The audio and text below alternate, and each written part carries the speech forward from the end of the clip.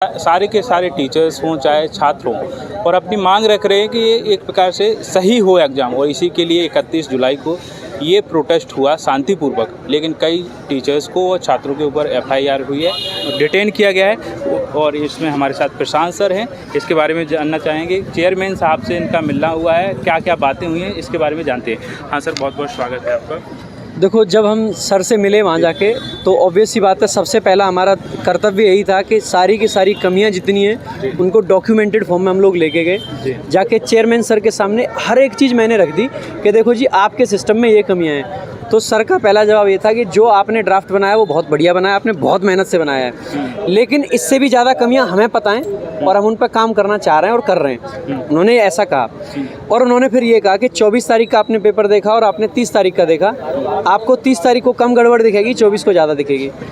मैं बस यही कहना चाहूँगा कि 24 को बहुत कम गड़बड़ थी, 30 को अगर 24 को 10 दिक्कतें थी बच्चे के सामने, तो 30 तारीख को 100 दिक्कतों में वो कन्वर्ट हो गई थी। अच्छा, तो यानी कि दिक्कतें उनको पता है लेकिन सुधार नहीं हुआ है। बिल्कुल दिक्कतें पता हैं, ऐसा मैं पहले ही बता रहा हूँ, दिक्कतें उनको सब पता हैं, क्योंकि बच्चों ने इतने मेल करे हैं। और आप लोगों से भी कहूँगा कि अगर आपके साथ भी कोई भी अन्याय हुआ है, दिक्कत हुई है, तो चेयरमैन सर का जो ईमेल आईडी है या SSC का जो हेल्प डेस्क वाला ईमेल आईडी है, आपको सबसे पहला काम ये करना है कि अपनी दिक्कत वहाँ तक डॉक्यूमेंटेड रूप से पहुँचा देनी है। क्योंकि कल को ना आपकी बात पर कोई भरोसा नहीं करेगा। जब हमने एक चीज़ कही थी सर से कि कुछ क्वेश्चंस के आंसर बोल्ड आ रहे हैं, तो पता है सर का क्या कहना था? प्रूफ दो। मैंने कहा सर, मैं वीडियो बना के थोड़ी लाऊंगा, या जिस बच्चे ने ये देखा है कि आंसर बोल्ड है वो वीडियो बना लेगा, उसके पास तो फ़ोन ही नहीं है, प्रूफ हम कहाँ से दें? तो सर का कहना था कि मैं वीडियो बना के लाऊं। अगर ऐसी बातें कहेंगे, इसका मतलब है कि बच्चों की आवाज़ तभी सुनी जाएगी जब प्रूफ होगा। अगर आपके साथ कुछ इनजस्टिस हुई है, कुछ गलत हुआ है, PG पोर्टल पर अपनी ग्रीवेंस डालें, पहला काम। SSC चेयरमैन को SSC की जो हेल्प डेस्क वाली आईडी है, उनको अपनी जो भी दिक्कत है उसको मेल ज़रूर करें, दूसरा काम। इसके अलावा अगर सेंटर पे कुछ गलत हुआ है तो उनसे लिखवा के ले लें कि जी ये जी गलत हुआ है, और उसको अटैच करके मेल ज़रूर भेज दें। ये चीज़ें आपको करनी है। बाकी दिक्कतें बहुत हैं, सब टीचर्स ने भी आपको बहुत सारी चीज़ें बताई होंगी। मैं बस कुछ ऐसा बताना चाहता हूँ जिससे बच्चों का थोड़ा सा अच्छा लगे, बच्चों को कि ये इनको करना है। बाकी अपनी आवाज़ आपको अपने MLA के थ्रू, अपने MP के थ्रू, पुलिस के थ्रू, या जो भी आपके पास चैनल आपको नज़र आता है कि मैं इस आदमी से कहूँ तो मेरी आवाज़ पहुँच सकती है, उसके थ्रू आपको पहुँचानी है। हर एक बच्चा जब कोशिश करेगा ना, आपको शायद ये लगेगा कि मैं एक अकेले के जाने से क्या परिवर्तन ले आऊँगा, लेकिन जब हर आदमी होगा ना, अगर हर बच्चा यही सोचेगा कि मेरे अकेले से कुछ नहीं होगा, तो भाई बूंद बूंद से सागर बनता है, और बूंद बूंद से बहुत कुछ कर सकते हैं। हर एक बच्चे की जब शाम को ना DM साहब अगर देखें तो उनके यहाँ इतना बड़ा गट्ठर लगा होना चाहिए कि उनको ये ना समझ आए कि ये इतनी ग्रीवेंस आ किस चीज़ की गई, और जब वो खोल के देखें तो उसमें हर चीज़ में एक ही ग्रीवेंस हो कि DM साहब हमारे साथ जो गलत हुआ है उसका जवाब दो। सरकार ने आपको नियुक्त करके भेजा है कि इस पूरे के पूरे डिस्ट्रिक्ट का, ज़िले का आपको संभालना है, तो उनके पास पहुँचना चाहिए। हमने MP साहब को चुन के भेजा है, तो हम उनसे जवाब मांग सकते हैं। अगर वो हमसे वोट मांग सकते हैं तो क्या हम उनसे जवाब नहीं मांग सकते? बिल्कुल मांग सकते हैं। हमने उनको किसी भरोसे के साथ चुना था। अगर हमारे साथ गलत हो रहा है, आज हम देखो टीचर सारे आवाज़ उठा रहे हैं, सब कुछ कर रहे हैं, लेकिन टीचर्स की आवाज़ नहीं है ये।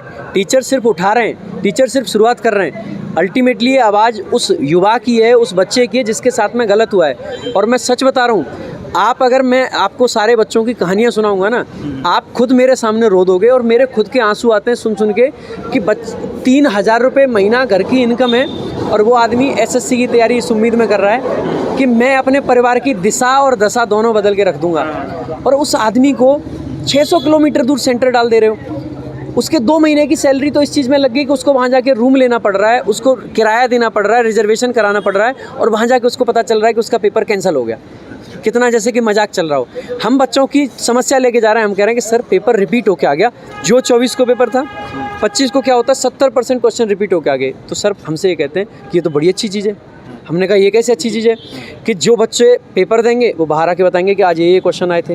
अब बच्चा सोचेगा अच्छा ये तो आ गए, अब तो नए आएंगे, तो ये नहीं पढ़ता हूँ, नया पढ़ता हूँ, जाएगा वही मिल जाएगा। एकदम सरप्राइज, शौक हो गया, ये क्या हो गया, ये पढ़ाई नहीं है, वो आया था ये। मैंने टोका भी, मैंने कहा सर ऑब्जेक्टिव पेपर है। देखो, एक तो ऐसा होता है कि एक क्वेश्चन है और उसमें आपको 200 वर्ड में लिखना है या 1000 वर्ड में लिखना है, तो आप कह सकते थे चलो 1000 वर्ड क्या पढ़ के जाएं, ये तो आ ही गया। लेकिन जब क्वेश्चन ही पता है आपको तो फिर आंसर तो अपने आप ही पता है, क्योंकि एक शब्द का आंसर है। क्वेश्चन बहुत बड़ा है, आंसर एक शब्द का है। जिसको क्वेश्चन पता चल गया उसको आंसर पता है, और ये कोई सरप्राइज नहीं है और एकदम बेतुकी सी बात थी। ये हंसी आ रही थी।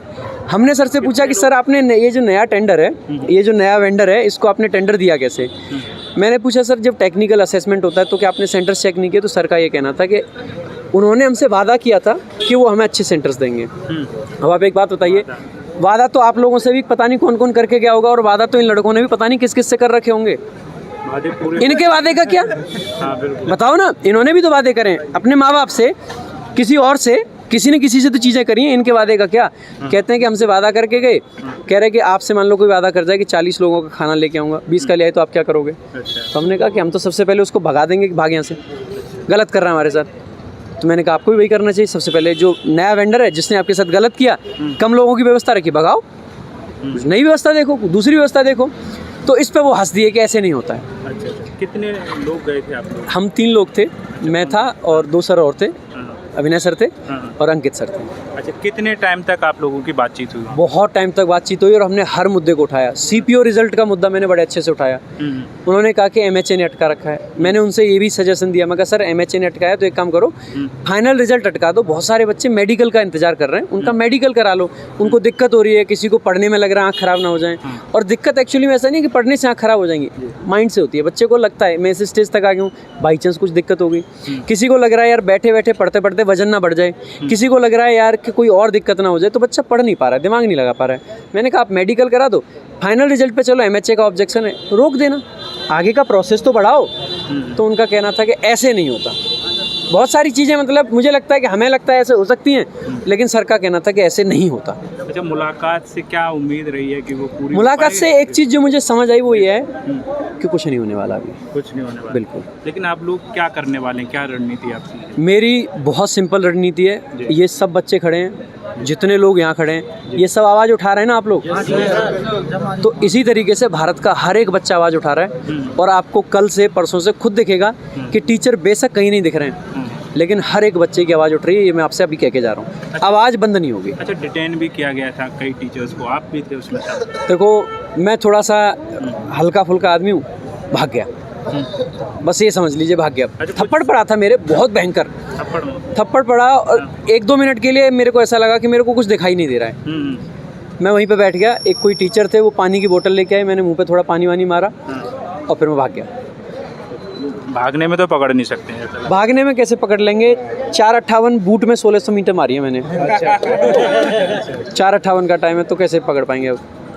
तो मैं तो देखो भाग गया, लेकिन हर आदमी नहीं भाग सकता। और भागना मजबूरी हो गई थी, क्योंकि मारा जा रहा था, पीटा जा रहा था। अगर पहली बार में मेरे ऐसा भयंकर थप्पड़ लगा है कि मेरी आंख नहीं खुल रही, तो आप बताओ मेरे पास क्या ये ऑप्शन है कि मैं खड़ा होकर पिटता रहूँ? हर एक टीचर को भागना पड़ा, सबको उठा लिया, क्योंकि मान लो मैं खड़ा रहूँ, मेरे को भी उठा लिया। तो ये जो बच्चे मेरे पीछे से रह गए, इनकी आवाज़ कौन उठाएगा? नीतू मैम को भी उठाया गया था, सबको उठा लिया गया। और हम इसीलिए कुछ लोग बचे, जिससे कि पीछे से हम डायरेक्टर सर से, चेयरमैन सर से, उनसे मिल पाए।